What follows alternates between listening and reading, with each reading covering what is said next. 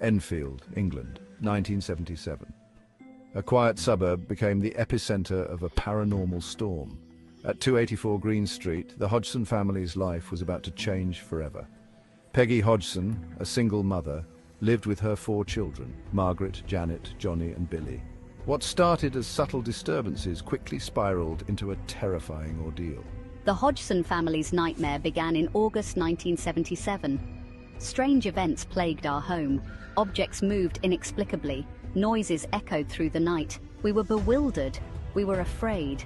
Little did we know, we were at the mercy of a force we couldn't understand. As days turned into nights, the activity escalated. Whispers turned to growls, knocks became violent bangs. The Hodgson children lived in fear.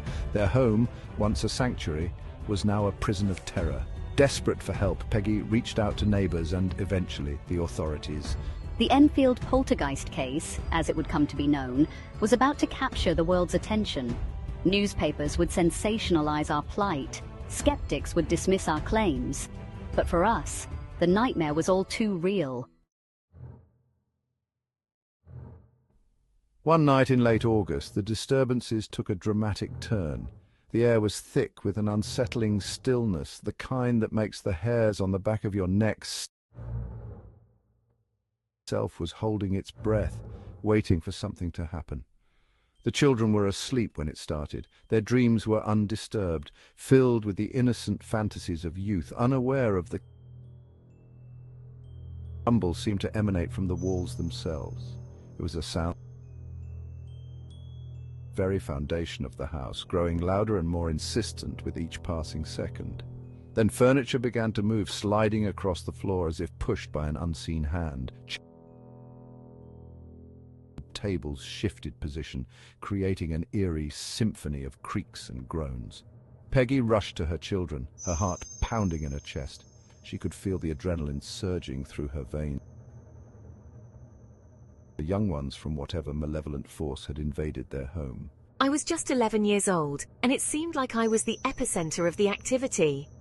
My bed shook violently, as if caught in the grip of an invisible earthquake. I clutched my blankets, my heart racing with fear and confusion. Objects flew across my room. Books, toys, and even small pieces of furniture were hurled through the air, crashing into walls and scattering across the floor. It was as if the room itself had come alive, possessed by a chaotic energy. Mum, witnessing the terrifying spectacle, could only watch in horror. Her eyes were wide with disbelief, her mind struggling to comprehend the impossible events unfolding before her. I was clearly terrified, and Mum felt utterly helpless to protect me. She held me close, trying to shield me from the unseen forces, but there was nothing she could do to stop the madness. News of the strange happenings at 284 Green Street spread quickly. Reporters flocked to the scene, eager to capture the story of the haunted house and the family trapped within its walls. Neighbors whispered about the family's plight.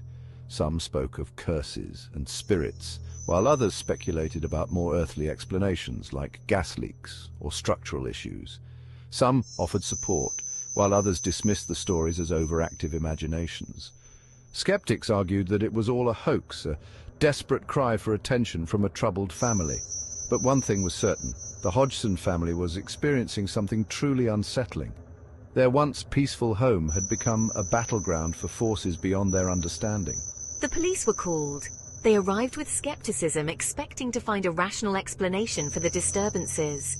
They arrived expecting a simple explanation, perhaps a prank or a case of overactive imaginations. They moved through the house, inspecting every corner, their expressions a mix of curiosity and doubt. What they found, however, defied logical explanation. They, too, witnessed the furniture moving and heard the unexplained noises. Their skepticism turned to shock as they realized that something truly inexplicable was happening. They, too, witnessed the furniture moving and heard the unexplained noises. The officers stood frozen, their minds grappling with the reality of what they were seeing.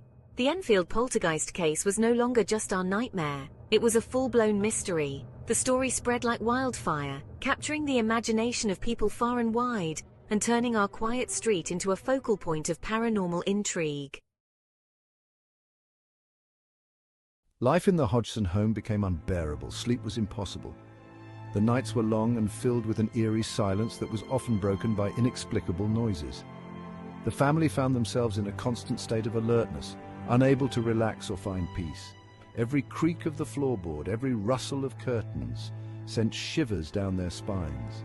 The house, once a place of comfort, had turned into a source of terror. The family could no longer distinguish between the natural sounds of an old house and the sinister activities of the unknown entity. The children, especially Janet, were visibly shaken.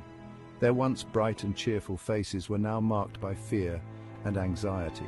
Janet in particular seemed to bear the brunt of the haunting, her youthful innocence replaced by a haunted expression that spoke volumes of her inner turmoil. Their childhood had been stolen, replaced by a constant state of fear. The simple joys of playing and laughing were overshadowed by the dread of what might happen next. The children clung to their mother, seeking solace and protection from the malevolent presence